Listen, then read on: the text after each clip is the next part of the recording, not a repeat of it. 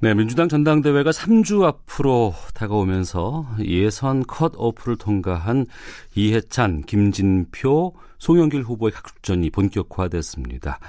이 당대표 후보자 간 경쟁이 무척 뜨거운데요. 이 가운데 먼저 송영길 후보를 만나보겠습니다. 나와 계시죠? 네, 안녕하십니까. 송영길입니다. 예. 네. 어제 광주에서 첫 TV 토론회 가진 것으로 알고 있습니다. 네. 많이 바쁘실 것 같아요. 네네. 오늘 이제 제주도 가려고 공항에 나왔습니다. 예. 아, 제주 가시는군요, 오늘. 네. 예. 전당대회에서 당대표는 90%의 권리당원과 10%의 일반 시민으로 뽑게 되나요? 85%하고요. 예. 그 맞습니다. 이제 일반 당원 5%니까 90% 당원, 10% 여론조사. 예. 권리당원들의 당심이 참 중요할 것 같은데 어떻게 느끼고 계세요? 네, 반응이 좋은 것 같습니다. 열심히 노력하고 있습니다. 예. 구체적인 여론조사 추이는 제가 말씀드릴 수는 없습니다만, 전반적으로 보면은 이해찬 후보가 현재로서는 좀 앞서는 조사가 많고, 그리고 이제 김진표, 송영길 후보가 박빙인 것으로 지금 나타나고 있던데. 네. 여론조사라는 게 모집단을 어떻게 구성하냐에 따라 확 달라지기 때문에, 예. 저는 각 여론조사는 정확성이 떨어진다고 보여지고요. 실제 현장을 다녀보면 아주 반응이 너무 좋습니다. 예. 반응 좋다고 계속 말씀을 하시는데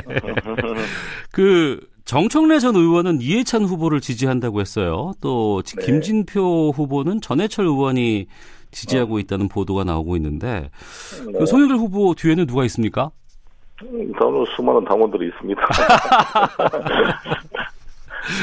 지금 우리 민주당의 대의원과 당원들이 누가 지지한다고 따라가고 이런 것은 좀 약할 거예요. 왜냐하면 수준이 많이 높습니다. 사실 민주당 당원, 특히 권리당원 정도 되면 정치의식도 높고 그러기 때문에 다 자기들이 판단하는데 판단의 기준이 뭐냐. 누가 과연 문재인 대통령께 도움이 되고 실제로 어떠한 얼굴로 당대표를 세워야 다음 총선에 승리할 수가 있겠는가. 이것을 보고 판단한다고 봅니다. 개인의 친소관계를 넘어서 과연 누가 우리 민주당 발전에 도움이 되고 지금 당면하는 경제 위기와 한반도 이 평화 정착이라는 시대적 전환 상황을 잘 뒷받침해서 문재인 정부를 성공시키겠는가. 그리고 다음 총선에 우리 당의 얼굴이 돼서 이제 야당 대표들과 TV 토론도 하고 다 이제 우리 당을 대표한 메시지를 매일매일 국민 앞에 TV 앞에 나와야 될 텐데 과연 어떠한 얼굴의 당 대표가 도움이 될 것이냐 이걸 상상해 보면 답이 나온다고 봅니다. 특정 인물이 아닌 수준 높은 권리당원이 내 뒤에 있다 이렇게 이해를 해도 되겠습니까? 네. 그러시군요. 세대 교체론을 들고 나오셨어요. 이해찬, 김진표가 아닌 왜 송영길이 대표가 돼야 하는지 답변 듣고 싶습니다. 저 세대 교체론보다는 세대 통합론을 제기하고 있습니다. 제가 딱 중간 세대라 위아래를 통과할 수 있는데 제가 출마된 세 가지 이유로 제가 정리하고 있는데요.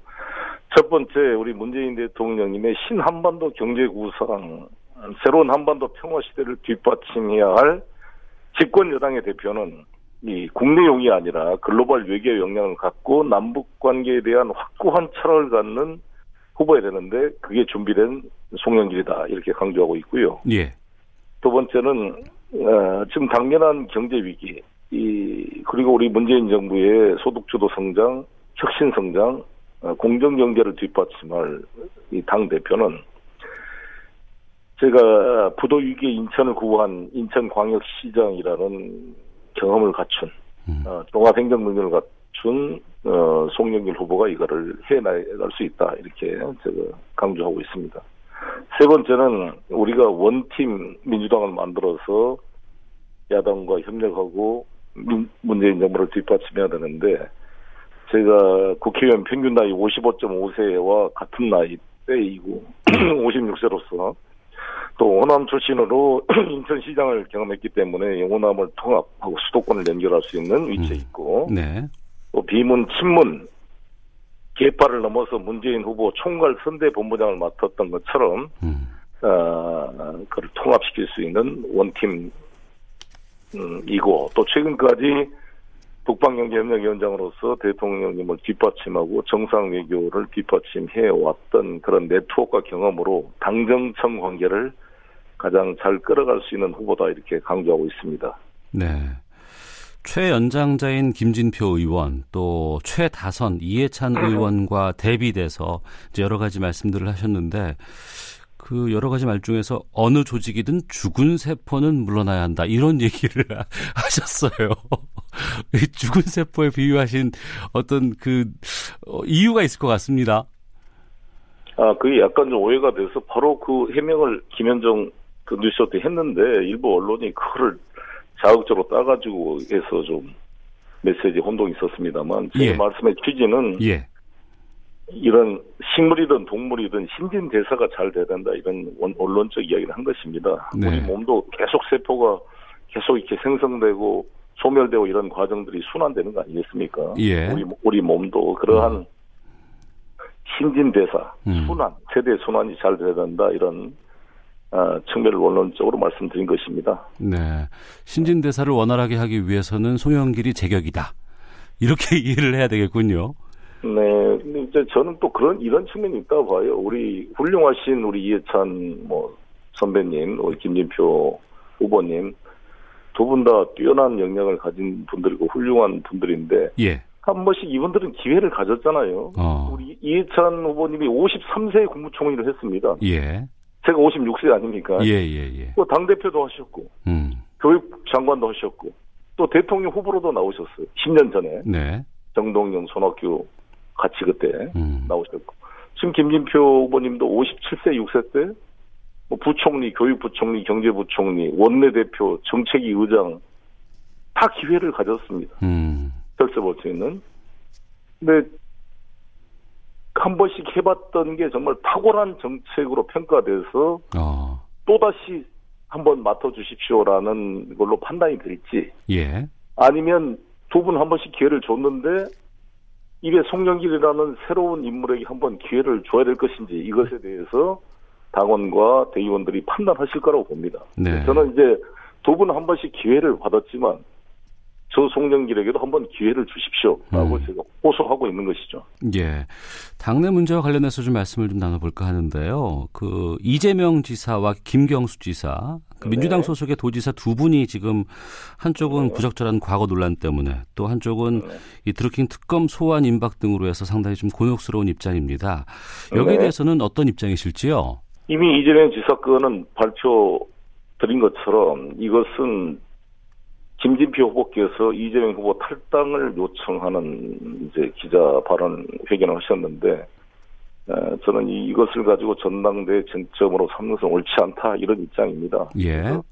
검찰 수사 결과를 지켜보자라는 것이고, 지난번에 김부선 스캔들 건은 이재명 후보 측에서 허위사실 유포로 김영환 전 의원과 김부선을 고발해서 지금 수사가 진행 중에 있고.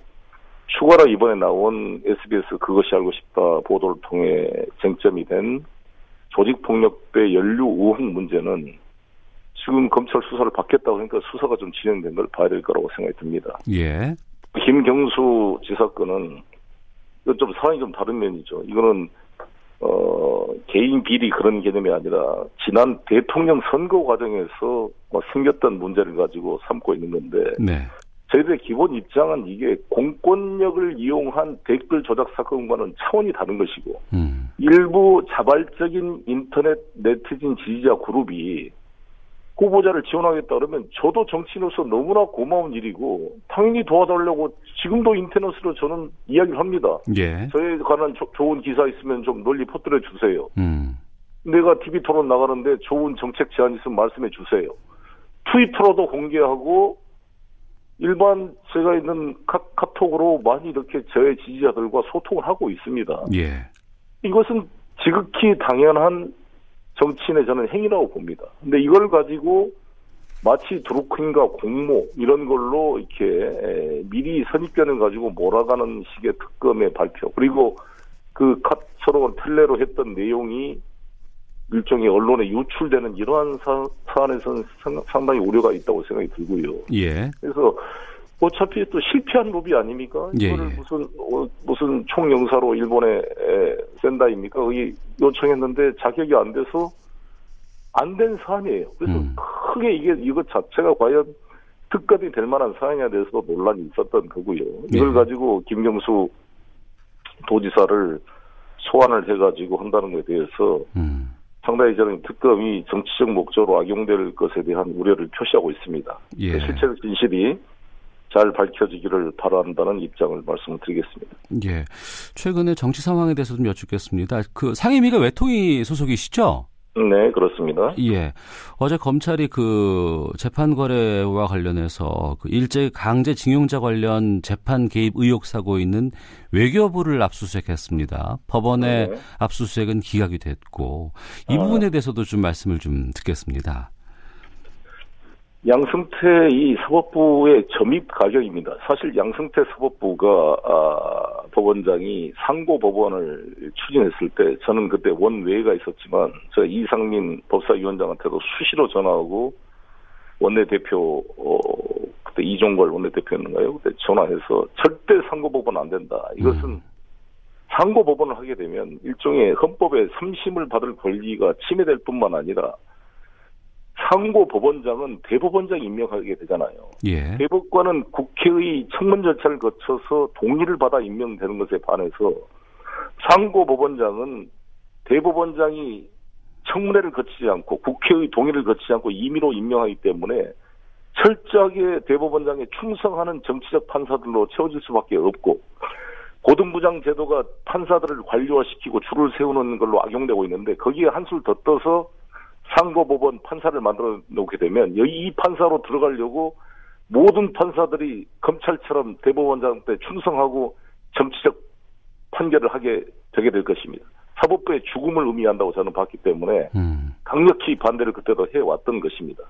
그런데 이게 이제 로비를 해서 특히 외교부까지 노력을 해서 이 우리 강제징용에 끌려간 국민들의 한 맺힌 임금 청구권, 개별 청구권 자체를 65년 한일 해방으로 다 해결됐기 때문에 기각시키게 하는 조치를 취했다는 것은 대단히 유감스러운 일이고 이 외교부도 우리 대한민국 외교부가 국민을 보호해야 될 사람들이 전범 기업에 대해서 개별 청구권 소송을 제기하는 국민을 도와주지는 못할 망정 김앤장 같은 그런 로펌의 자문을 받아서 개인 청구권이 소멸된 것이다 이렇게 유도를 하고 대법원에 전달 행위는 국민에 대한 배신 행위다 이렇게 생각합니다. 그래서 좀 철저하게 수사가 될 필요가 있다 이렇게 생각합니다. 예. 다시 선거 얘기로 이제 마무리를 좀 지어야 될 것 같은데요. 이제 반전의 포인트를 노리고 계시는 입장이신 것 같아요. 앞으로 어떻게 선거 운동 하실지 말씀 부탁드리겠습니다. 일단 내일 이제 광주, 전남, 전북 그 대회가 있습니다. 내일이 노무현 대통령이 이인제 대세론을 꺾고 광주에서 바람을 일으켰던 것처럼 내일 광주, 전남, 전북 대회에서 이해찬 대세론을 잠재울 수 있도록 송영길의 폭발력을 보여주도록 하겠습니다. 그리고 이것이 기점이 돼서 그 다음 날 충청도로 연결되고 수도권으로 퍼져나갈 수 있도록 최선을 다하도록 하겠습니다. 예, 알겠습니다. 네. 자, 오늘 말씀 고맙습니다. 네, 감사합니다. 예, 당대표 후보로 출마한 송영길 후보였습니다.